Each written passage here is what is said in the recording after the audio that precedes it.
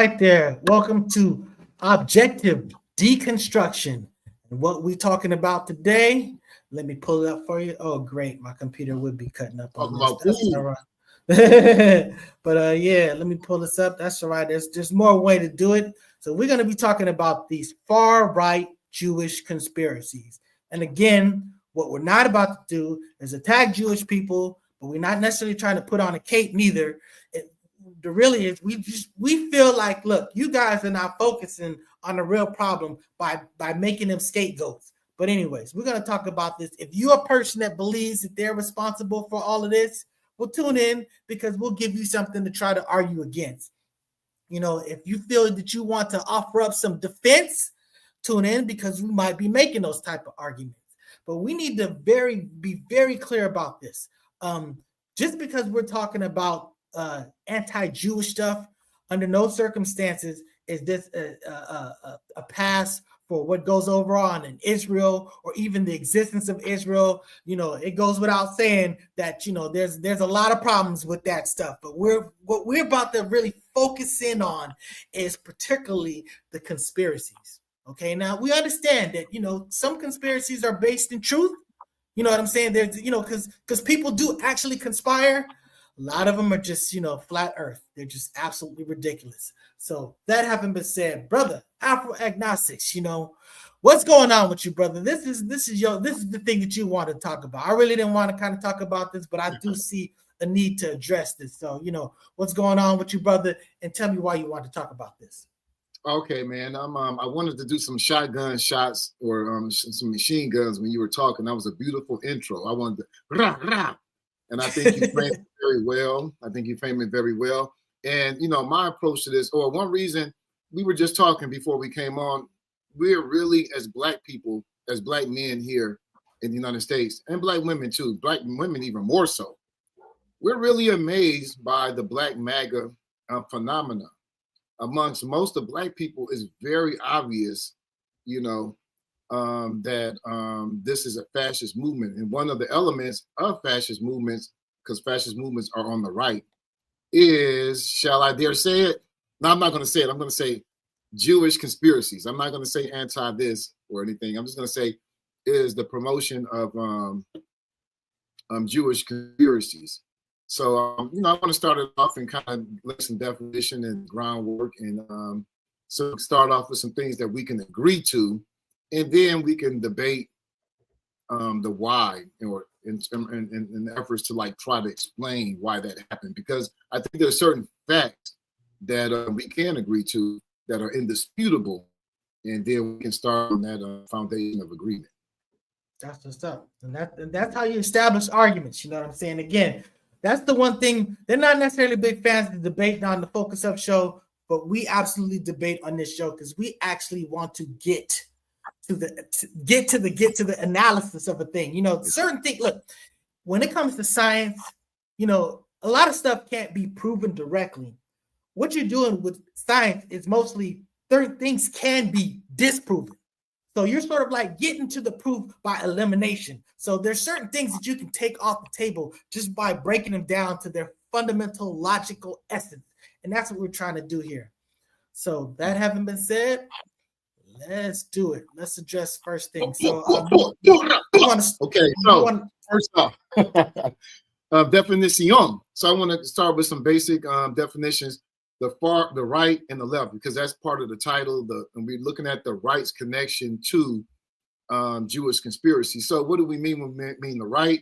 We can all agree that terms have origins, or, you know, this description of the political spectrum. It had an origin, and that origin was the French Revolution.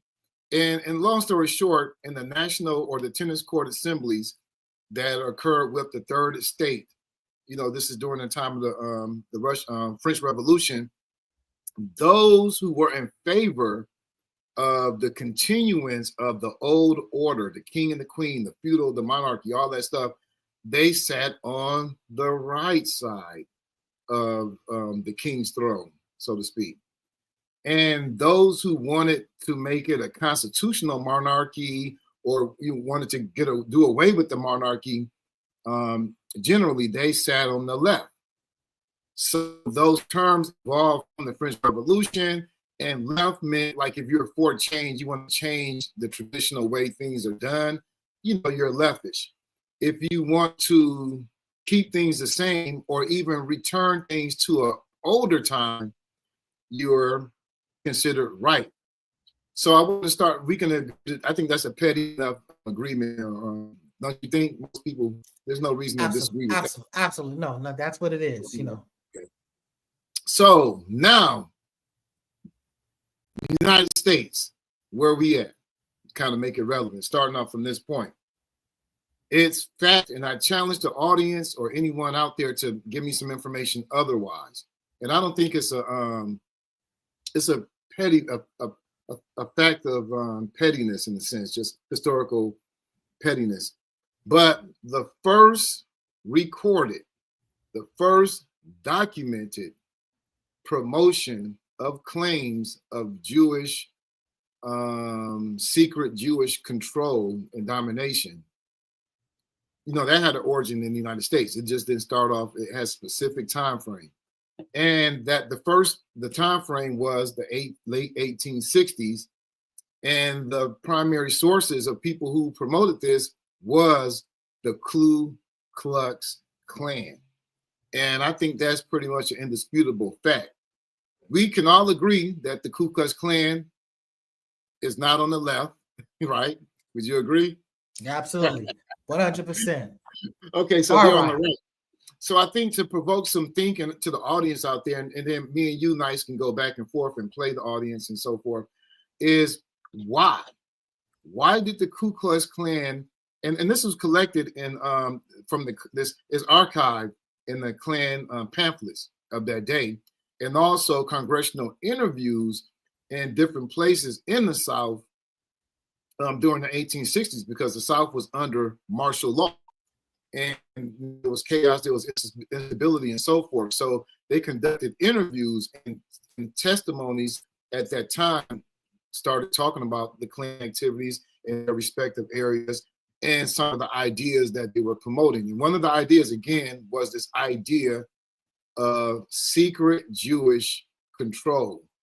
And they were very specific, too, as to where the origin of that control in the United States was in the Northeast section, where Jews were heavily populated, places like New York, and they were Republican. So I'm just leaving it at that. So why? So if we can take that, accept that, why was the Ku Klux Klan? Why do you think, Mr. Nice, the Ku Klux Klan promoted this idea of the secret Jewish control? I'm gonna guess that it's similar along lines of what basically happened in Germany. I mean, they saw that these people were winning. You saw that the people that were building resources, that they were, they were building up, not just in number, but, mostly really in resources and success. So you're looking at their financial successes. Maybe you're looking at your own financial failures. Now you're just thinking about, these are success. These are things that I should have, but they have them. And, it's not to mention the fact that they were completely entrenched in this whole concept of us against them. We understand that how the ethnicities all completely dug into their own little thing. I mean, just like when you talk about slavery and stuff like that with Black people, all this other stuff, Pam was very specific about white, Anglo-Saxon. That's the pure thing. And if you don't see the pure thing that's on top, something must be wrong. And if these people actually challenge the pure thing, they're like a real super threat. So if I'm going to speculate, I'm going to speculate at something along those lines. Yeah. And I wouldn't disagree with you, guy, for sure. Ideologically, I think that was going on. It's kind of subjective, so we can't necessarily say. I mean, I feel like I can say with confidence, but we can look at like the what was going on in society at those times. You have a good point. The 1930s in the Germany were very similar to the 1860s in the South. This is a Southern outfit, the Ku Klux Klan, and there was a lot of, in both instances, a lot of sociologists would call social instability. And I think at that time, like you said, the people that you were exploiting, now they're in positions of government, Reconstruction government. And you know what I'm saying? And they're exercising rights that they didn't have before. This is your whole world being turned upside down. You lost this war. Similar, Germany became the losers in the World War I. You know, and they were made to pay reparations. Their level of their quality of life had changed, and the same thing happened for the white Southerner. And you know what? We should point out right now that a lot of stuff that happened in Germany, it literally, they took this stuff, they learned it from what was going on from the antebellum, from Jim Crow. So, you know, all the stuff that Hitler, all that stuff, they were running with the game plan that was actually established in America, you know, a long time before. So those are those real connections, you know what I'm saying? So, you know, I love that analogy that you have, the illustration of the rhinoceros. With, can you describe that again? Because I have another take on that applies to what you just said. Can you show that and talk about that real quick? So let me set the table on this. So shout out to Brother Student X, you know, a very intelligent brother, a very informed brother. He couldn't be on the show today, but I know that he's you know, he's not an anti-Semite. He's not that. But he does buy into some conspiracy theories that could definitely come off as that. And when I explain to him, I say, we talk about who's the actual power. Let's not be confused with who's the actual power. So this is a rhinoceros, and I forgot what the name of this particular bird on, but they have a symbiotic relationship. This bird is basically, I guess it picks off mites off of whatever. It gives some type of, you know, benefit to this rhinoceros, and what the rhinoceros gives it is absolute protection. So again, just because it's on the top, that's not the power structure. The bird is not the powerful thing. The powerful thing is that humongous rhinoceros up under it. So when I talk about, you know, when they talk about Jewish resources and Jewish, you know, pull and all this other stuff, you got to understand, all that stuff is junior to the Anglo-Saxon power in this country, not just historically, right now, represented in the government right now. Israel as a nation is a powerful nation as far as a little nation, but again, its nation is built on the power of the United States of America. United States of America is that rhinoceros. Israel is that little bird. So we just need to have a clarity of understanding who's actually in control and where the real power is. Man, that was beautiful, man. I don't even know what to say, man. Show over. Yeah. But hey, you know what? Let me just tie this in real quick. And this is why I want to bring this up to you. This is not the Jews. This is not the Jews. You know what I'm saying?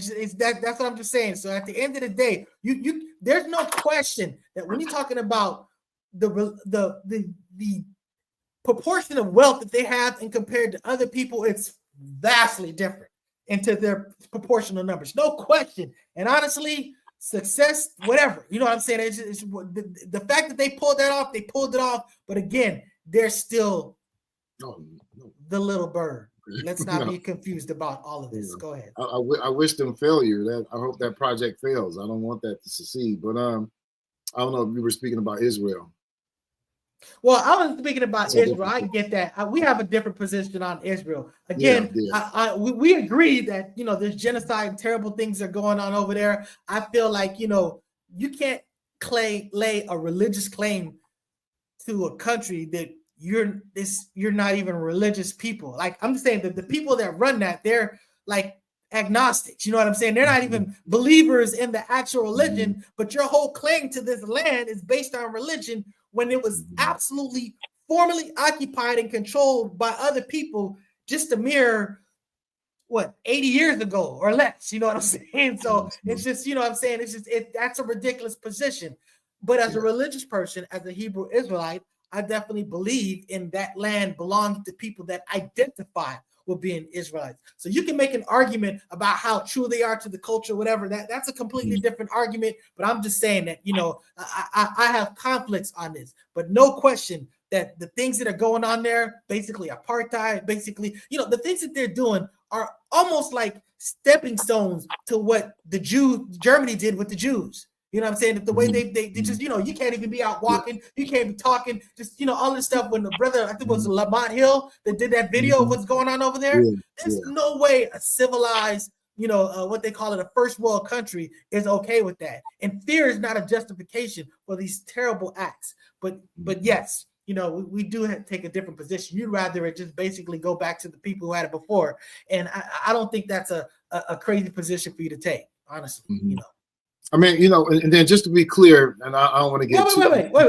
I'm sorry. And let me say, when I was talking about their success and wealth, I'm talking about what they accomplished in America. I'm definitely not speaking about. I'm not trying to take that away from top of that. So I need to make that clear distinction. If you guys got the first mover advantage on Hollywood and all this other stuff, salute to you. You know what I'm saying? I'm not even tripping about that. Whatever wealth that you attributed, and acquired legitimately, salute to you. And I just want to be clear real quick. When I say the state of Israel should dissolve, that's not a wish of genocide or disappearing of Jewish people. That's talking about the state of Israel. A lot of people don't know that the United States actually kind of ended after the Civil War. That's why it's called Reconstruction. That was the starting or the making of a different civil society. So, and I believe Israel should be a civil society, not an ethnic, nationalist, religious-based society. But that's a different story. Hey, brother, can you throw on that picture again with the rhinoceros? No, sorry. Yeah, because I wanted to, because you remember originally I wanted to, because you brought up a good point. Hitler in Mein Kampf, he looks at the policies and the United States policy towards Native Americans and towards Black people in the 19th century and during Jim Crow. He acknowledges that he kind of applauds, like, that's a great job. We're going to use these policies and these strategies here in Nazi Germany. This came up in the Nuremberg. All the Nuremberg laws were based on the Black codes and Jim Crow laws and the policies towards the Native Americans. It clearly, explicitly is connected. So the United States, again, in terms of what we think of as Nazism, is really United Statesism. Is embodied in that rhinoceros. And Hitler, German, as bad as we made Nazi Germany out to be, Nazi Germany is really that bird. Because Nazi Germany only lasted, 10, 12, 15 years. And, the United States has lasted centuries. So there you go. And most of the time, 80, you can clearly see here, from 1619 to 1865, which I can't remember, makes up maybe 70% of United States history, slavery was legal. And from that time going up to 1954, all the way up to 1968, or the 1960s, discrimination was legal. You can discriminate by race, by gender, by sex. That was the norm. So, I mean, you see during Reconstruction, 10 or 11 years, and we are about 50, 60 years out from civil rights. That's what you The United States has, only been that we think of. Yeah, exactly. During that short time period. Everything else is outside of that. But anyway, so I think you brought up a good point, man. So we see that when there's a societal change, and things are kind of on the left. Progress is being made. You have these groups on the right that react to this. They're thought of as reactionaries, and their knee-jerk instinct is to, maintain things as they were before. And very often they have to use a scapegoat. And we don't. So this is something that doesn't have origins in the United States. So when you think about the far right, the right and these Jewish conspiracy claims, they actually go back to Europe. And the earliest documentation we have are actually the church fathers of early Christianity. You know what I'm saying? Before it was adopted by the Roman as the official government, and after it was adopted by the Roman government. I don't remember names, but I challenge the audience to seek it out themselves. But early church fathers promoted Jewish conspiracy claims. People don't know that when a plague occurred, some type of epidemic, and people got sick, Guess who got blamed? Guess, nice guy. Yeah, basically the people that you didn't like is probably the Jews in this particular situation. So they were the cause that Christians were suffering when poverty increased, and if the price of living, the quality of life went down. Guess who they went after? Yeah, the Jews. Okay, so this goes all the way back to the 4th century. We have documentation of this, and even if you come up to the 1500s, or we now, part of our Protestantism, United States, we're not Catholic. Most people are Protestants, Christians. Okay, the godfather of Protestantism is, I think you know who this is, nice guy. He's named after one of our great black leaders. No, you talking about Martin Luther? Yeah, Martin Luther. Yeah, not Martin Luther King, the real Martin Luther in Germany, who lived in the 16th century. And, there was some instability going on, and he challenged the Catholic Church. He used to be a part of the Catholic Church, and he felt isolated and excluded from the Catholic Church. And guess what a large part of his sermons were, how he built himself up. Martin Luther he promoted Jewish conspiracies. He was a big Jewish conspiracy promoter. The Jews are taking over. They took over the Catholic Church. This is why we must start our separate Protestantism. That's controlled by the Jews. These were literally, not verbatim, but paraphrasing a lot of what he promoted. So we see this throughout history. And I think that it's for the very same reason. The reason doesn't change. What are your thoughts? So, boy, we got a whole bunch of comments. And these are extremely inflammatory, hostile comments. I am not running from them. We're gonna come back to these. I'm just saying that I acknowledge you. So if you may have tuned out, but we'll come back to these comments. I mean, but just to give you an example, the person was complaining about saying that we're saying that he says there is no apartheid in Israel. And we both don't have no idea what we're talking about. And then he says, he says, Israel's not going anywhere. The only place you are two going is to collect your food stamps.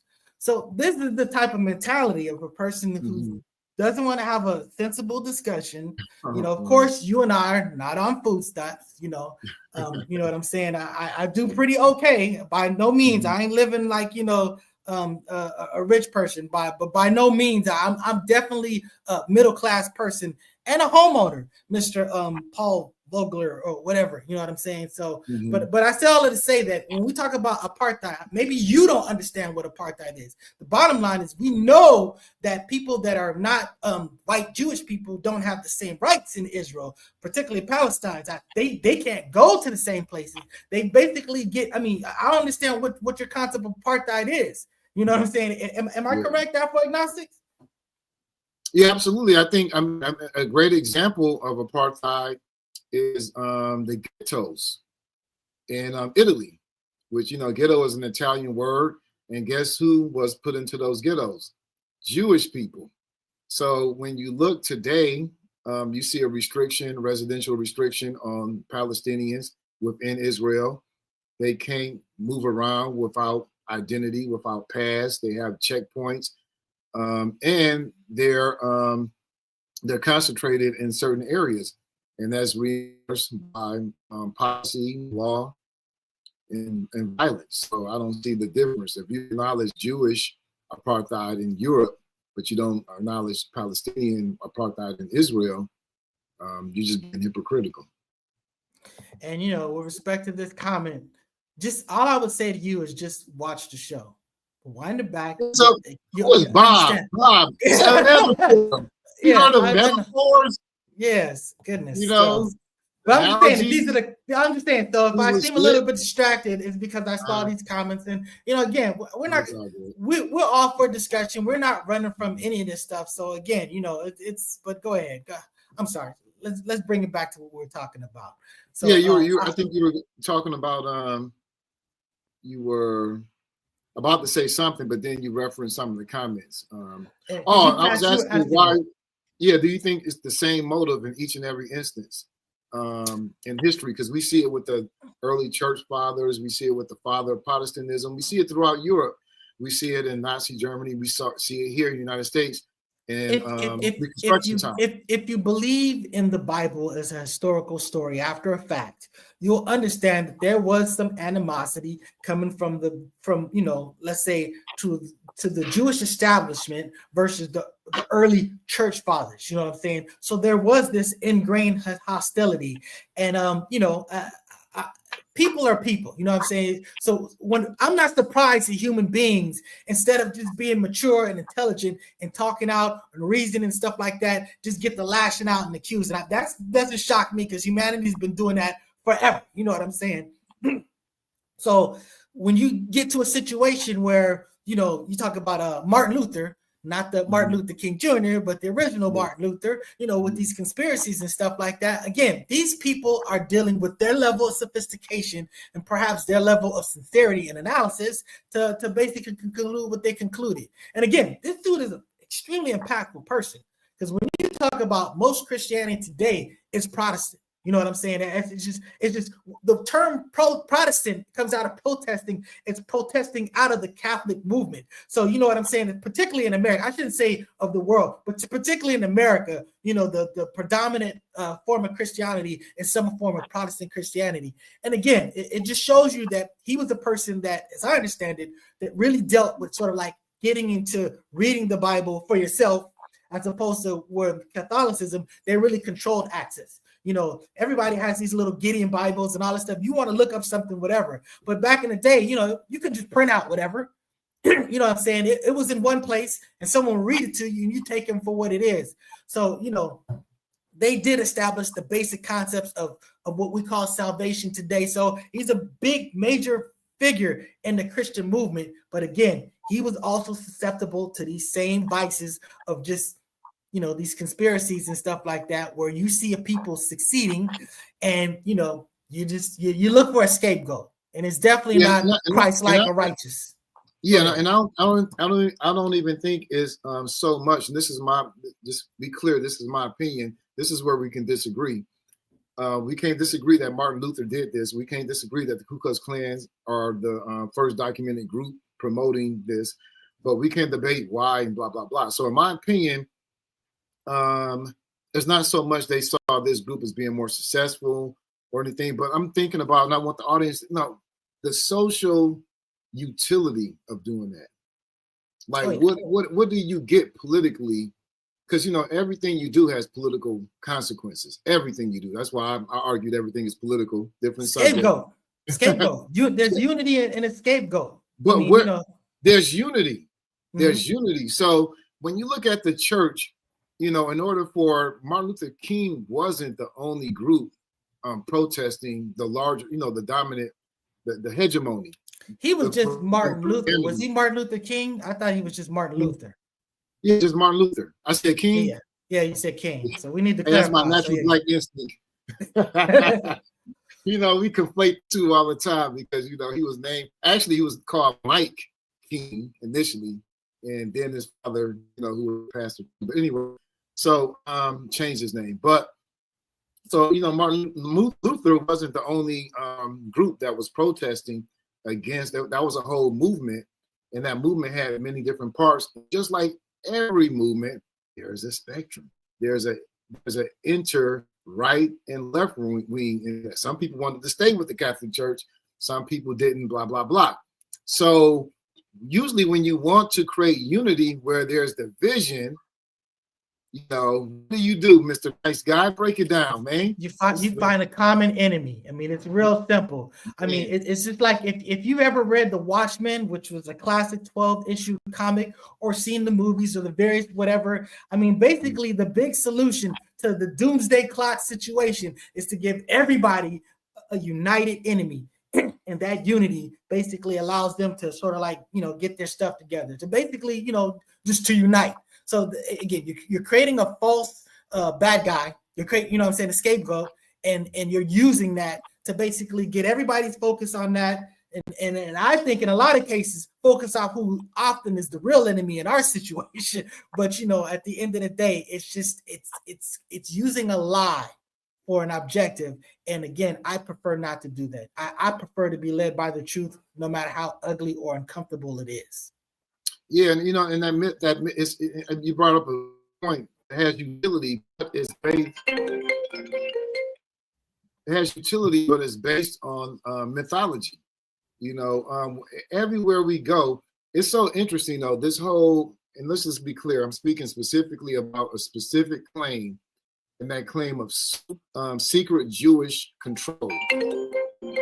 As the Jews have some type of power in society that we can never really measure. We can never get a metric on it. It becomes like the invisible hand or divine hand of God. In every instance, in every situation we analyze, we can look at the United States in the 1860s. We can look in the area of finance. We can see who the dominant institutions and people were. It's documented. We can look in who held positions of power, who were in office. We can see that who they were. They were not Jewish people. So everywhere we get evidence that is contradictory, and so why promote something like that? And that's my main thing. That when people promote this idea of secret, it becomes, shall I say, anti-Semitism, because despite evidence to the contrary, you continue with this mythology. You're committed and passionate about it. And to me, that's entering the realm of anti-Semitism, because again, there is no evidence of this secret Jewish control. And if it's so secret, again, how do you know? But you can never produce the evidence to support it. What gets me is they're so worried about how powerful these people, then why are you guys so freely, comfortably talking about it? All of a sudden now, Candace Owens, she's like scared because someone from France said they're, potentially going to assassinate her, but you steadily doing all this investigation stuff. First, it was all the Jews that were behind Charlie Kirk dying. Now, because the president of France, that you think he's got a hit on you, you think he has something to do with Charlie Kirk's death. And I'm just saying that these are the dynamics. It's passing the buck. It's usually not taking responsibility, but it is. And again, I don't doubt that there are people have great influence and great power, what I'm saying, that would be Jewish. But again, what individuals do. That power doesn't just slide over to just some regular Jewish person. Because don't mistake the bird for the rhinoceros. Yeah, exactly. That's what it comes to. This dude doesn't understand it, but I'm just saying that pay attention to the show, you'll get it. Because when we talk about resources and stuff, when we say, why are billionaires giving so much money to Republicans? And I always say that, look, you guys are concentrating on Robin. That's what the Jews are. But Batman would be the Anglo-Saxons, because they are the ones that are in control of everything. Again, if you're an Anglo-Saxon who doesn't have this control of power, it's not your fault. It's not your nothing. You're just a member of a class that has no say in anything. You know what I'm saying? This doesn't pertain to you. What individuals do is a crime of individuals. It's not the crime of a group. So, I just want to distinguish. But when we talk about the real power, look who the face of government. Look who's running the government. Look who the president is. You know what I'm saying? Look who's represented in all. Look who's the richest. Look who's the richest person. I don't know if he's the richest person in the world, but Elon Musk, yeah, he's not Jewish. You know what I'm saying? It's just, this is the concept of understanding these things. Again, I understand that they've had great successes, and you understand with Hollywood and stuff like that. But Hollywood isn't the only studio, man. You got all these other studios. You got social media. You got all these other avenues. And I'm just saying that they have a lot of influence, but they don't have absolute control, and they don't have the most control. The most control, rich, powerful Anglo-Saxon people. But again, that's not a fault of all Anglo-Saxon people. And again, just because you have power and control, that doesn't make you bad. What you do with it makes you good or bad. Everyone needs power, but when there's this one group has disproportional power, that's always bad.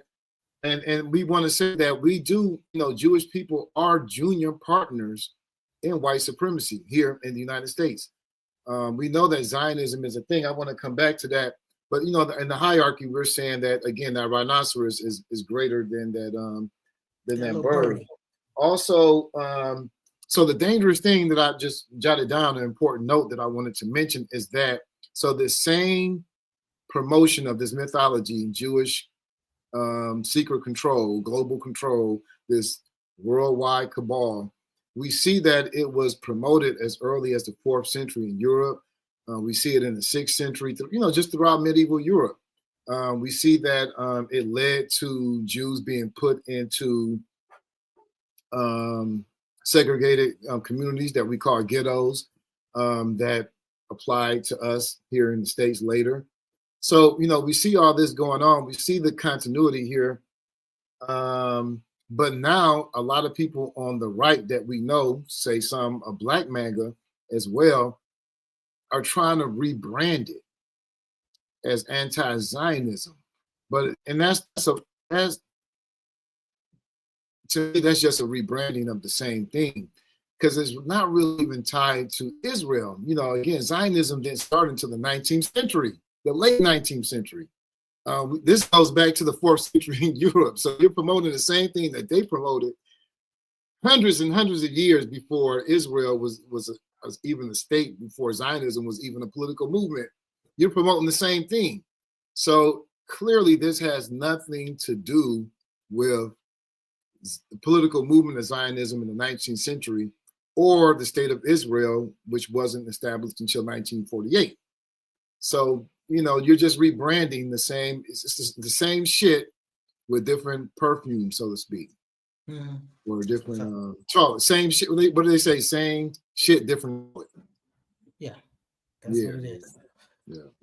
And again, this isn't about letting Jewish actors off the hook, because we know that there were absolutely terrible, powerful Jewish people that were involved with slavery, that were involved this, that, and the other. But again, what individuals do are the actions of individuals. And if you have collectives, if you have groups of individuals that do it, it's what the individuals do. You don't get condemnation by proxy. You get condemnation by activity, by actual participation. Not just reaping the benefits of, but actually being a player of. But if you are reaping the benefits of, you should at least be sensitive to the fact that you are drawing benefits from that. So, I mean, when people make those arguments about, where people are right now because of what happened to us, what happened has real impact. So I'm just saying that, what happened to us has real impact, and it plays a big part in where we are today as a people. But you look like you're about to say something, brother. Agnostic. That's because this is where we kind of diverge, which is cool, because we can debate and talk about our disagreements, because we've already said that what we agree to as far as some of the facts relating to this. But I do kind of believe in collective responsibility. I think that groups, they inherit the quote unquote, this sounds religious, but the sins of their genetic Amen. of their genetic and political ancestors, especially when they don't condemn them, and they inherit the responsibility to fix it. Yeah. And I will say that there is an issue in Jewish and Black relationships, just like there's an issue in Jewish and white Anglo-Saxon relationships here in the United States. But in the Jewish people have had a disproportionate influence on Black on our autonomy as a people and our political decision making. As an example, the NAACP started as an effort to usurp the Niagara movement, which is a Black movement. W. Du Bois was in it. They usurped that energy, broke that organization up, and started what they kind of brought together it was an interracial group, the NAACP, but they never had Black leadership. And as for example, the presidents of NAACP have been white, Jewish people, I think all the way until the 1950s, I believe, until the 1950s, or maybe 40, something like that. But you won't find the reverse I think about Vlad. Vlad, he's a Ukrainian Jew. You won't find instances of a black person who has this much influence in a white cultural musical expression or white artistry. You know, you don't find them hosting, becoming the source, like Source Magazine. Again, another white, I believe he was Jew. So I'm just giving some examples. You know, Red Fox had a joke one time. He said for once in his life, he wants to see a Jewish singing group being managed by a black person. Yeah, so they've had a disproportionate influence on us, and we call it Jewish paternalism. They've acted as our fathers and mothers, and which takes away from our autonomy and so forth. So, not to overlook that or not acknowledge that. Yeah. So, and again, we believe in black autonomy. But in order for you to, no one's going to have your interests or your back more than your own. You know what I'm saying? We all share this world, every little bit of it. We all need to figure out how we need to work together. But the people that are going to the best champions for your interests are going to be the people that look, that act, that believe, that think like you do. So there's that, I'm definitely going to say that, look, that's a key stepping stone to us, really kind of restoring ourselves after a fashion, as a powerhouse of people. Because again, we were, before a lot of this imperialistic, colonistic, stuff played out, you know what I'm saying? But, we're still powerful people. There's still a lot of black nations. There's still a lot of stuff going on. But the bottom line is, it was a completely different thing before, the colonizers did what they did. But again, I don't want to get too tied up in that. The main thing is to say that, look, those colonizers, the main colonizers, they were not predominantly Jewish.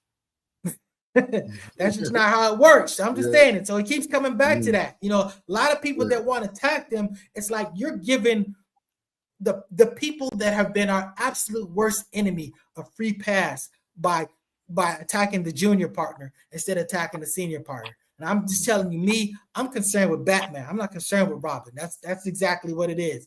But again, it's not a condemnation of all of a group, because you just are, if you're just born into this, you're born into it. Children just like whatever, you know what I'm saying? Now, the question is, what do you do understanding, the part that your people played? I mean, if you're going to sit there and try to rewrite history and be like, oh no, my great-great-grandfather was a saint and all this other stuff, well, then you are, muddying the waters and dirtying yourself and stuff like that. But again, at the end of the day, you are only responsible for the thing that you did. And what you should be concerned about is undoing the terrible things that have been done, because terrible things have been done. That's just what it is. Yeah. And, just put some more threads on it. Like in the 19th century, people, I don't know if people know that the Klan is the Ku Klux Klan maybe still is the largest vigilante group in the United States. And, vigilante groups are groups that feel that they are asserting justice, that they are protecting those who are misused and exploited. That's what vigilante groups do, and that's how the Ku Klux Klan was envisioned. But that, and they became the I guess the paramilitary force for the lost cause. But what you just spoke about, like you're not looking at the rhinoceros, you focused on the bird. Like the Southerners actually put their loss, the cause, they handed it or blamed the Jews as part of why they lost. They blamed black people, northern educated men, because the college education was mostly concentrated in the Northeast. They blamed it on those liberal Republicans. And, it's easier to do that than to look in the mirror and just realize that you lost. And your cause, you are not on the right side of justice. That's the key.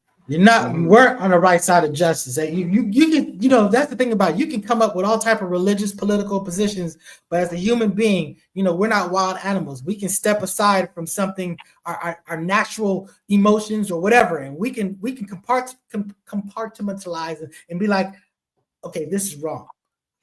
Despite what I've been taught, despite what I've thought most of my life, I can break this down and analyze this, and there's no way that I think that this is decent. You know what I'm saying? These people felt like black people were beneath them, but that didn't stop them from impregnating black people, having children with black people. You know what I'm saying? It's just, it was a bunch of hypocrisy. But I didn't mean to cut you off. And why you were adding on, man? And why are we the cause of a war that you started, or based on the secessionist movement to continue our exploitation of our labor, slavery, and so forth. I mean, why are we? That's our fault that you lost or what have you. And and Nazi Germany. No, I'm sorry, because we're looking at Nazi Germany and stuff like that. But you had Germany.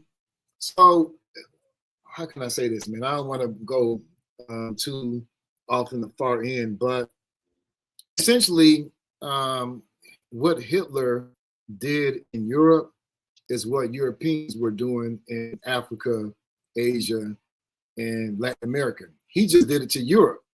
So that's why, in the white world, he's considered this great, like he did something more than what Leopold the Third did. That was just where I was about to go. He killed how many people? Yeah, exactly.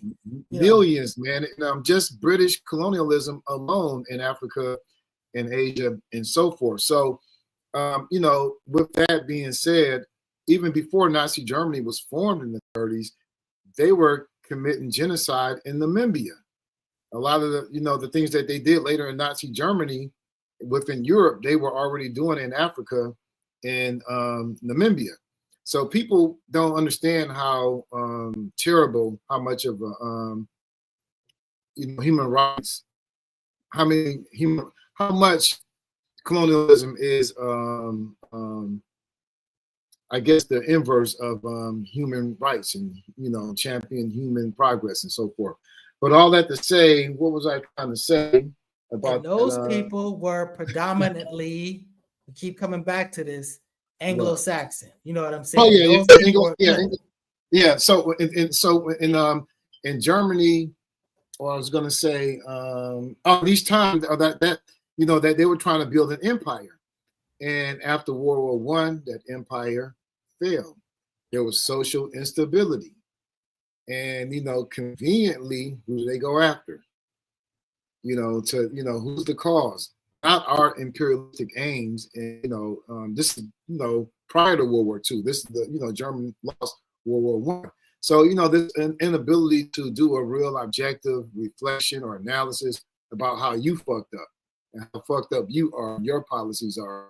Again, scapegoating, blaming someone else on the outside, and it perpetuates the problem. The problem never gets solved. Man, that was a lot of words. Yeah. My bad. No, it's the reality of what's going on. So again, this isn't not about putting on a cape for anybody or something. It's just that, look, I take it. I want everybody, black people, yellow people, whatever, anybody who's played a part in anything horrible in the world. I preach accountability across the board. But I'm just saying that this whole notion of focusing and concentrating on these people that just don't control the power, it's just, you're giving the obvious villain, you know what I'm saying, a free pass. And I'm just saying that again, and just because I keep bringing up the Anglo-Saxon, this is not a knock on Anglo-Saxon people. And I'm going to keep saying it, even though you can just rewind the show and see what I said about that. You know what I'm saying? This is just that we understand that these were actors in this population with power, and they were the ones that making these terrible decisions. And, there might have been a lot of people who didn't have power that participated in after fashion. I understand that, what was that lady saying that only 2% own slaves? You know what I'm saying? Yeah, but like 90, 98% was basically like, hey, nigger, you walk on that side of the road, or hey, you don't make your eye contact with me, or basically, all these Tom Crow laws and or Jim Crow laws and stuff like that. The bottom line is that whether you had the ownership or not, you absolutely participated in the institution. Not to mention that the country absolutely benefited and was run on the institution. So it's what I'm saying, it's a passing of the buck to be like, oh yeah, well, my people weren't rich enough to own that, but guess what? Your people were, bottom line is co-signing it just as well. So if you're a co-signer, you share some dirt. You know what I'm saying? So that's So I just want to say about that. So you brought that up, man. I can't let that go. I gotta say something about that. That 2%, for one, that was a miscalculation. It's actually was actually more, and it doesn't take into account the institutions and people and persons that that benefited from slavery. The entirety, every aspect of society. Kind of today, we don't talk about, like, say, the automobile industry. In the automobile industry in Detroit, we know that deindustrialization happens, not what it used to be, blah blah blah. But one reason Detroit is not what it used to be when the automobile industry left is because there were so many other industries interconnected to the automobile industry that could no longer operate. They were right alongside with the automobile industry. I can't remember off the head, but there's a good book by Thorogood. He goes into it. I can't think of not one thing now, but I'm sure someone in the audience or a nice guy, you can think of we'll add it to the comments afterwards. So whatever we missed during the course of the show, we'll put it in the comments. And I just want to say, so, and when you think about this, slavery cannot operate or exist without its the material equipment that slavery required. It required shackles. Where do you think the shackles were produced? In the fucking North. Okay, slaves required clothing. They actually have a brand of clothing called slave clothes. They were where do you think it was produced? In the North. The South had none of these industries. Whips. Where do you think they produced the hoes? These are all the actual ships that brought our ancestors over. Those ships were produced in the North. So every industry was tied and benefited to slavery. So whatever percentage means nothing. It's stupid. And it's also ignoring it's also ignoring the fact that we always talk about there's a small percentage that owns most of everything in the country today. You know what I'm saying? Exactly. So that's literally how that works. It doesn't matter about you only 2%. Yet these are people that were in control, and like you said, there was a whole machine buying, a whole machine of benefits. And make it a little more explicit. The planter class, which was the slave-owning class, they controlled the South. That's indisputable. The first 11, 13 presidents of the United States were planters. They actually were slave owners. So it was very, come on, man. Yeah, that's what they're trying to do, minimize it. It was only 2%. Well, again, it's all about passing the buck. You know what I'm saying? Yeah. It's latching on, it's creating straw man arguments so that you can concentrate all your resources on that instead of just dealing with the obvious, like, straight up type stuff. And that's pretty much the gamesmanship. What do you say? The opposite of that is the opposite of minimizing, because that's what she was trying to do, minimizing the impact. It maximizes, we call it capping. This is what a lot of Jewish conspiracies do. It's capped. One, student X, as an example, stated that the Dutch East Indian Company, which was established in the Netherlands in, I think, the 16th century, was controlled by Jews. I mean, it's like and then offer no evidence to support that claim, that mythology. That to me is bordering where you're committed to this, no matter how nonsensical or how inconsistent it is with the statistics that exist that we have. Well, that was the point. You were saying that, look, just give me some evidence. If you give me some evidence, then we'll be able to attack it. So he gave us some evidence, and then I was like, well, actually, they did on that. Yeah. Then we attacked it. And it was like, so that's not the case. And in fact, it was like literally a meme. Now, granted, he says that he has a lot of information, a lot of whatever, but I'm just saying that there's a lot of misinformation out there. Just because you have a lot of information doesn't mean there's a lot of correct information. Now, he is a disciplined brother, and I know he's going to cross-check it with this, that, and the other, but a lot of it is being polluted from the same. Well, I think a lot of it is being polluted by the same resources.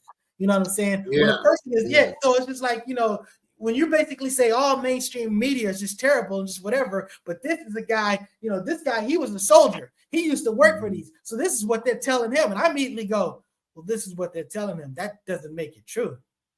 Just because he was, you know what I'm saying? I'm just saying that this is the stuff that comes into play where you got to basically, now you're dealing with what they call it, like with DNA, it's I forgot the term, but the bottom line is who's carrying the information. There's a term for, I'll come back to it, but the bottom line is, no, it's a term sort of like when you say that, okay, so this DNA proves him, but now we need to prove that this DNA was properly held secret. It wasn't manipulated with the it wasn't tampered chain of custody. What I was trying to say, chain of custody. So now we have a chain of custody issue for the information because if the chain of custody is corrupt, it doesn't matter what these results are.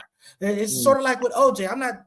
I'm not trying to say that OJ did or didn't do anything. My point is that if I bring you evidence and it goes, hey, this proves that this is that, but I corrupted where these two sources come from, this information is useless. So that's why chain of custody is not only important for DNA, but it's basically important for all evidence because you also need to solidify the evidence that you're submitting. So, I think you waste a lot of time when your source information doesn't come from experts. I mean, we don't do this just start there first. And then just a quick formula. Always go to the experts, number one. Number two, find out whether the disagreements are amongst the experts. And, just start from there. You can't go from these non-experts. Like a lot of times, we have a mutual friend who is promoting the whole secret Jewish control thing. And one of the things he brought to school was a pamphlet put out by Henry Ford at the time called the International Jew that promoted this, that's been condemned even by the Ford administration itself. I mean, the Ford Foundation and Ford Industry company years later. But Henry Ford didn't study who. He's not. Well, I mean, that's the problem with the YouTube, Google generation. People think that just like us, just because we're telling you what we're telling, what we do on this show is analyze the information that's given. I'm not telling you that this information is a fact, but if I say that, okay, let's entertain that this is a fact. Now we can do a smell test. Now we can do logic, whether we can dismiss something if it doesn't hold up. That's what we can do. If you're not doing that on your show, I mean, you're just doing entertainment pieces. That's why flat Earth is a running theory. There are people, grown-ups, in 2025. And you can disprove it very simply. You know what I'm saying? It's just like for the same reason that people were able to calculate the circumference of the Earth thousands of years ago, it's because there's just basic math concepts. Just for example, I believe it's the Pythagorean theory. They're like, how can you calculate the area of a triangle? Well, check this out.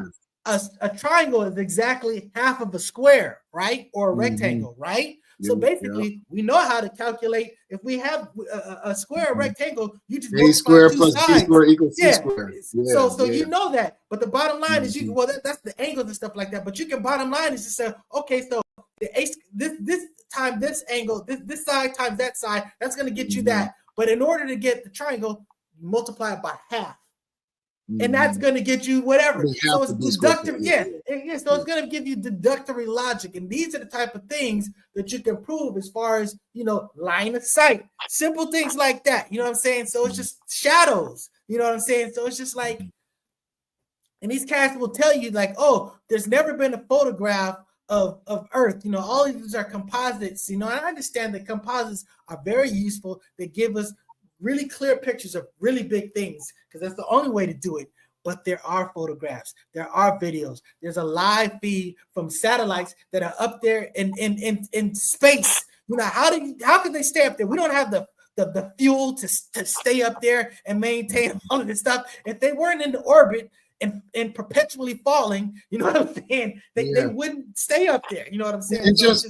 And why do they scrutinize the experts so much, but they don't scrutinize these non-experts like geologists, smart. They want to be smart. Astrophysicists. They want them to be stupid. That's the thing about it. They're not. It comes back to our big friend, the Dunning-Kruger effect. You know what I'm saying? You have to have a certain degree of sophistication to understand that you don't have enough. You know what I'm saying? That you understand that something's above your ability to understand because you don't have enough information. You know what I'm saying? And it's just like, you know, real quick analogy. I remember that my father, he said he called my daughter, not my daughter, he called his daughter, my sister, when she's a little kid. He was in another country. And she was like asking him what time it is. And he goes, well, what time? Or I think he was in another state. He goes, well, what time it is where I'm at or what time is where you're at? She goes, no, what time on Earth?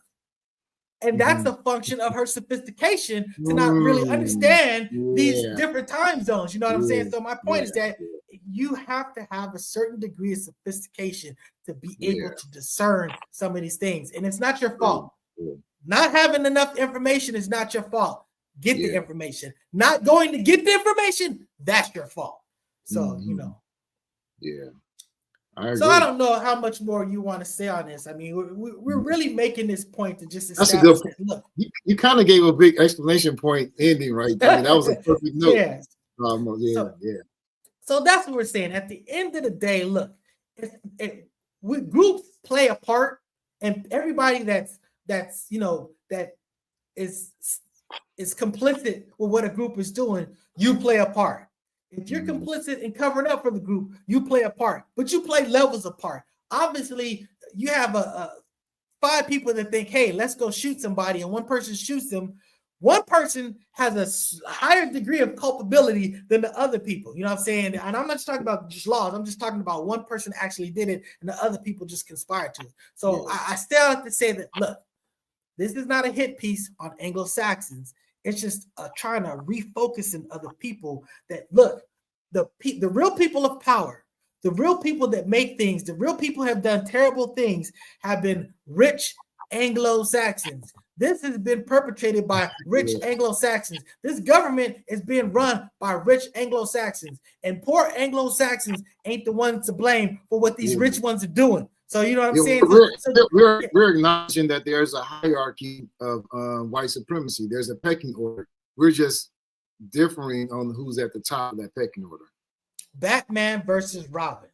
So that having been said, you know, we hope you've enjoyed this. And I know we got some very hostile comments, and you know, I still put them up there and we addressed them. Okay. And well, no, there's no other more comments. You know what I'm saying? I think checked out after that. But at the end of the day, you know, all respect, all love to all people. You know what I'm saying? No blanket people are completely evil or completely stupid, whatever. Just stupid. Yeah. Total humanos. So you know, thank you for watching, and you know, catch you next time we do this objective deconstruction. Yep. Peace out.